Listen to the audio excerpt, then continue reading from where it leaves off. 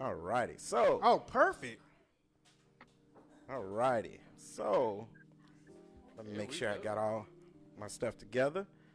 So, show style talk. We have band director at Louisiana State University Ooh, I can't on believe the it. line. I know, right? I I know, really right? can't believe it. I know, we right? got LSU band director I on know, here. right? Oh man, I Oh, got my some. God. Hey, I'm not gonna lie. I got some good questions for you today too. Oh man, like I got some good questions for you, man. we came so far, y'all. Okay. So, go ahead. Go ahead. Welcome to Show Style Talk here on All Real Radio. We would like to welcome you to the show, man. Go ahead and introduce yourself to the band world. What we like to do here, we call it band facts. So basically, where you came from, what high school you march, what college you march, the years you march, and what you're currently doing now, And what you played. and what you played. Cool. So I missed all the earlier stuff, so I got to give a quick bio. Dr. Kelvin Jones, director of the LSU Tiger Band, also assistant director of bands here. Proud alum of the Jackson State University.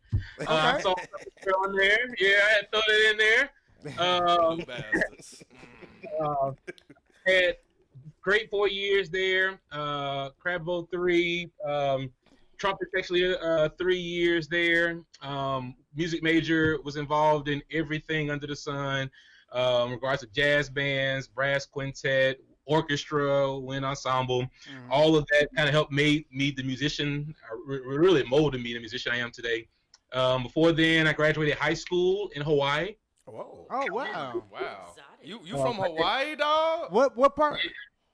Yeah, I was in Kailua, Kaneohe Bay is in Oahu. Okay. My dad was in the Marines, so I did the whole military circuit. Born though. Yeah, I used to live in Wahoo. Nice. And where? Wahoo. Oh, cool. Look at that. You Y'all lived on sand beaches. Man, Oh look. man. Hey, look. Hey. If it makes you feel any better, I was too young to Born in remember it. Mississippi. I was born in Greenville, but lived in California, Texas, North Carolina, the whole gamut, all the way till I got to Jackson State. And then from there, I got my master's at LSU, taught high school in a small city in Louisiana, St. Francisville to be exact. Okay. Had some success there, then came back here for my doctorate, and then was fortunate, one of the rare ones to get a job here while I graduated, and then worked the way up to where I am now. So very blessed and fortunate. So what made you decide to go from Jackson State? You said you graduated high school in Hawaii, and then you went straight to Jackson State? Yeah. How did that happen? You managed to, instead of going to University of Hawaii, you went straight to Jackson State. Like, how'd they manage to recruit you?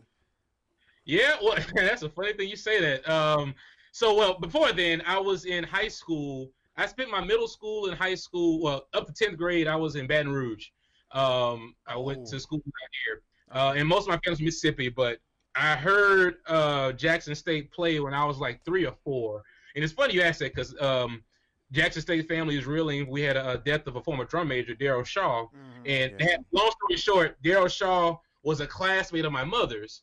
And just so happened, when I first heard Jackson State, I remember like it was yesterday, they played Mississippi Valley State, and it was in Itty Bitty, Mississippi, even though we call it Itty Bitty. It was in Mississippi.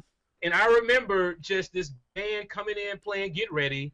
And then when they got in the stands, at the time, I just interpreted it as they were playing classical music for memory. My grandfather is a band director. So come to know they were playing Stars and Stripes Forever. But I just remember at that time, like, here's this band of people that look like me. They're entertaining, and they're playing classical music. I'm sold. Like, I have to go there. So all throughout my life, and again, I was just like 3 or 4. And I say that because my mom and I talked about that this morning. Because she was trying to get me to go to Valley for whatever reason. I'm going to the pool. I'm going to the pool. She ain't love you. Your mama ain't love you very much, did she? No, don't be mean to the mean green machine. I say that with love. And so I moved to Baton Rouge, and at the time, Isaac Greggs was big, and trying just. I went to the Southern summer camps, and you're in Baton Rouge, so you're involved in the culture, and Isaac Graves was trying to get me to come there, but even then it was like, I'm going to the boom, just going to the boom. And, you kind of become this little indoctrinated, quote unquote, band head early age. So by the time I moved to Hawaii, my second semester, my 10th grade year, it was already kind of, as long as Jackson State provided the money for me to go, I was gonna go there. So long story short, by the time my senior year came around, I was able to go there pretty much on a full ride scholarship. So it worked out, but it just happened at an early age. Again, Stars and Stripes Forever. They played that for memory, and I was just sold before I ever even got in band. It just had a lasting impact on me. Oh wow, Okay. that's crazy. Nice. That's crazy. Well, Yeah. my first introduction into the band world was with PV, but that was later. I was like in middle school. I didn't get that introduction like y'all did. All right, so moving on. So how was your high school career? Like, how was your high school career before you decided to get your master's, your doctorate, and eventually off to LSU? Yeah, so my high school? Yeah. So it's like team-wise, or like me actually in high school? No, your tenure as a Okay. director. Yeah. Oh, it was cool. We started with a program of 13 students. My first year there, we had success. We went to like district concert festivals and all that. We made sweepstakes. My first year, we did a lot of things that hadn't been done in that program beforehand. Just thankful we had great students who worked hard. One of my philosophies, even here at LSU now, is being able to do music of diverse artists. So my situation was kind of unique in the high school I taught in that, I'm going to keep it real, it was like almost like this de facto segregation type of thing. So like most of the black kids at the school would be in the band, and the band was modeled after Southern style of marching. Well, HBCU in particular, because not all HBCUs are the same, right? So it was like Right. very targeted, being like a baby Southern. And so my philosophy in general was just, how can we do something for all? So the demographics of that high school was like 60% white, 40% black. Even though like all the black kids would like do track and field, all the white kids would do golf and baseball. Band used to be for the black kids, but then it became a thing where, No, you're good. can you hear me? Yeah, you're good. Okay. Yeah. So it became a thing of, how can I make this program, conducive for everybody? Because regardless of what race you are, music is music. Right. Playing a tune. So, we would play like Malagania, which is a Latin piece, and we would play Black Saddle, which is country. We would play Them Basses, which is a march, and we would play Headbusters by Lil Scrappy. And then I just used those to kind of frame, with Headbusters, for example, it was in D minor. We would talk about tonality with that. What if you change that F natural to F sharp? Now we're getting into D major. So I took what I call then like little popcorn music, but to really break down, this is still music. Regardless of how you shape this phrase, it's going to be the same regardless of what you play. So that's just something I instilled early with the students, and they bought in. And so then we became like the different band. Like, it was like, all right, this school is modeled after LSU, and that school modeled Southern, that school modeled Jackson State. We're going to be different. We're going to be like a combination of everybody. So I guess if you were to look at our program back then, you probably would have compared us to maybe like a Norfolk style maybe. Okay. But it was really just, how can I be able to do music of all kinds? Because I wanted students to be able to go to Southern, or to be able to go to an LSU, or you name your school. I don't want them to be fixed into our style is this, so we have to follow in this kind of program, in this model. And I love my alma mater, but all my kids didn't want to go to Jackson State. So how can we develop good musicianship to where those students can go anywhere? And so anyway, we started that first year, 13 kids. By the time I left out, we had over 100 or close to 100 kids, I say, in the program. Performed all over. Even went to the second inauguration and performed up there. Well, second for President Obama inauguration. We performed up there and had opportunity. The students had a chance to go there and be a part of those festivities. So it was just cool. And, just a chance of, my mindset was just work hard, not realizing what a one is, or what a sweepstakes is, or what a superior rating is. Just work hard and try to develop musicianship as best as we can. And I was fortunate to do that. And your hard work has gotten you into a pretty good position to be in as a musician. You're working with a great music ensemble over there at LSU. So do you do any arranging or any writing for LSU? What have we heard from them or how does that work over there? Yeah, arranging not as much from me. Well, at least with the marching band, I did a couple of tunes for our pep band, which is like a basketball band. Okay. But nothing too serious, if you will. Most of the things I've been doing with the marching band is the halftime shows, so the drill formations. Okay. So I would say anything you've seen in the past 4 to 5 years, I'm not gonna say I did it, but I probably had an influence on what was being done. Okay. But I do most of the drill writing though. Okay. Yeah. You got something, Adro? Yeah, I do want to ask, like, how did you end up in LSU's staff? Like, how did that happen? Seeing you coming from a different background, you done a lot of amazing things with your band, but truth be told, your music background is completely different compared with LSU had. Like, how did you end up in that spot? I don't know. Yeah, that's God, that one. I don't know. I can't. Yeah, I really don't know. Not trying to segue the question because it's a great one, and it's one that I know. Like, just being real, when I was in undergrad, my dream was to be a director of bands at Jackson State. And then it's just once I got out and I got my master's and being around other people, it just exposed me to different things. I never had a mindset of I had to do this track. You know what I mean? Like it opened up to I want to be able to do anything, not just because I have an HBCU background and a arguably fairly decent, music program. If I wanted to go teach at a Texas or name your PWI school, I wanted to be able to do that. And I am very aware that that ain't necessarily always the case. When I first started teaching high school, people would look at me just based on my skin color and be like, you one of those.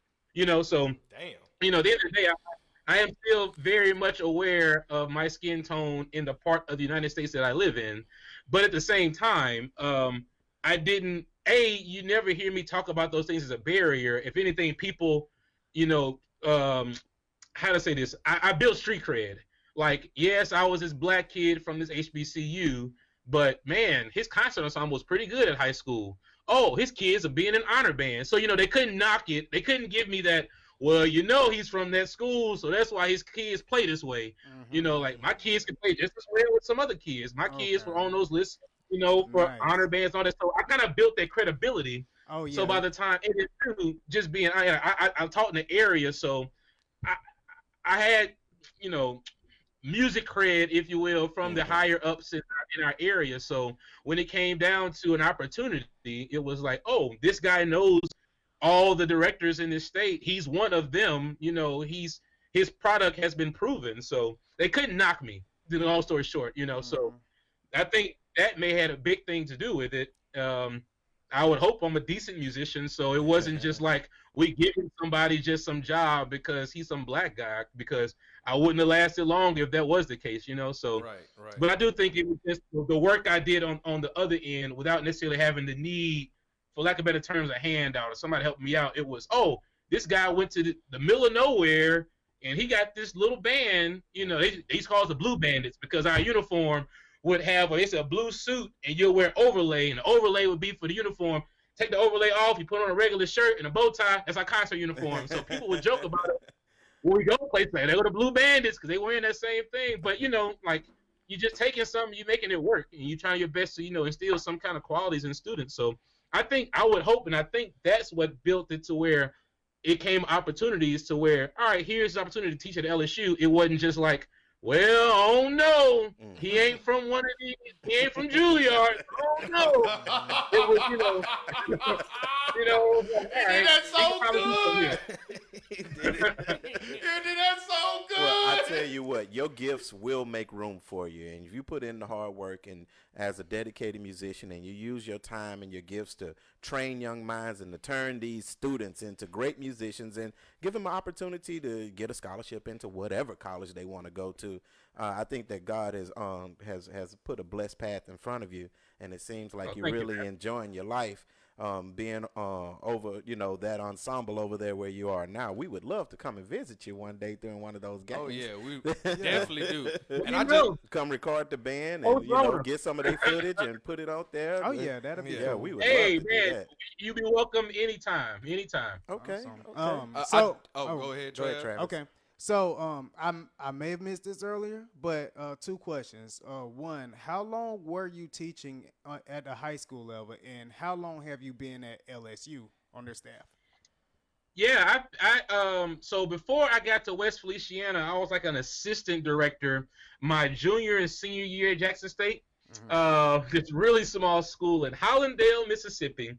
I just started like as an assistant director. It wasn't nothing official, just kind of come on, help out with the program. But they gave me some experience. At least It gave me some do's or don'ts when I get my program, how I want to run things, what works well, what doesn't, what things I would do differently. But I was at West Feliciana about 4 or 5 years, and then I've been at LSU since 2013. Okay. So You've been there what's for that? What's good 7 years? Yeah. A little minute. Oh, wow. Hey, A little man. minute. Okay. So with there, I was a grad assistant for 3 years. I was hired as the assistant director of bands in 2016, and then last year I've been in this position as the director of the Tiger Band. Okay, I do want to comment on something that you said earlier when you said about playing different music and stuff like that, even though you was basically a traditional style band, show style band. My band directors, both college and my last band director I had in high school, we used to hate playing marches. Oh my God. We used to hate playing marches, but he always said, like, look, I need y'all to learn this music because even though I know y'all like y'all rap too, I know y'all like y'all slow jams, but this right here shows y'all skill set, and it shows others that you can play, and it just always stuck with me. So the fact that you said that and it put you in the position where you at is a testament to that statement. Yes, sir. You have anything? Oh. You have anything you like to give out to the directors that would like to make that same journey that you did? Sure. I think what you said is tenfold, and it's one of those things. It's a book I read by Malcolm Gladwell called Outliers, and it just talks about certain things that happen in a person's life that kind of sets them up for success. Like you may look at the Beatles as being great, but they've had all these opportunities, all these trials, tribulations to get to where they are. Mozart, you fill in the blank, they haven't. So I say that to say, me growing up, my grandfather was a musician and a band director. He subbed for Earth, Wind, and Fire's brass. He played with Ray Charles, played with Aretha Franklin. I didn't realize, like, those experiences would have an impact on me. Like, why is a freaking 3 or 4 year old kid looking at Jackson State and like, oh my gosh, they're playing classical music? Like, how would I know what classical music is? But somehow that happened at that moment. It steered me to where I was. And then I travel around. I'm in high school. I'm playing in different concert ensembles. I'm in honor bands. All I want to do is really get to Jackson State. I don't want to play big ballin'. Like, I'm going to the stuff. I have to do it. I learn my scales because I know that's part of audition requirement. I would be lying if I told you right now I'm doing it because it was for my own self-edification. So I go through these things. I do these things. I finally get to Jackson State, and then there was a requirement. You got to play like 7 marches. You got to play them from memory. And then, so it's just those experiences, unbeknownst to me, shaped me to where when I get my program, oh, yeah, I value playing Malagania, them basses, Pirates of the Caribbean, the spring concert, even though I've never seen a Pirates of the Caribbean movie. But there are some things that you can appreciate from all of them. So all to say, I kind of got lucky because my life kind of set me up to appreciate those things. Or being at Jackson State, as I mentioned, all the different groups. I'm playing Water Music and Brass Quintet. I'm playing Peter and the Wolf and Orchestra. We're doing Caravan and other blues charts and jazz bands. So those things just kind of molded me. So with any director out there listening, or even any musician, just immerse yourself with other types of music, because real talk, if you're trying to make a career in music, you got to be versatile. You have to have diverse experiences. You got to be able to, if you can't play jazz, you better swing some eighth notes. Right. Even rap artists are diverse in a sense. Oh, yeah. So it's like, for me, when I taught, I was thinking about music for me, like pop music is like candy. For the most part, 3 chords, 4 if you're lucky, is a bridge. You go to subdominant, whatever, you go back to the tonic. But the other music, the scales, the other literature, etudes, that's your vegetables. And any health scientist will tell you, you need broccoli, you need vitamin D, you need vitamin C. So that's what's going to set you up for success at any program. Like the guys at Southern are great guys, and you can't just go there playing neck. You got to be able to play your scales. You got to be able to play some etudes if you're trying to get in and you're trying to get some money. So a lot of times people look on the internet, and even with us, people look, even though our group is majority white, they may look at us and like, oh, they play these 4 notes and they play these certain pop tunes. You got to be able to play the horn at a decent level in order to get in, because you're competing against people who have that.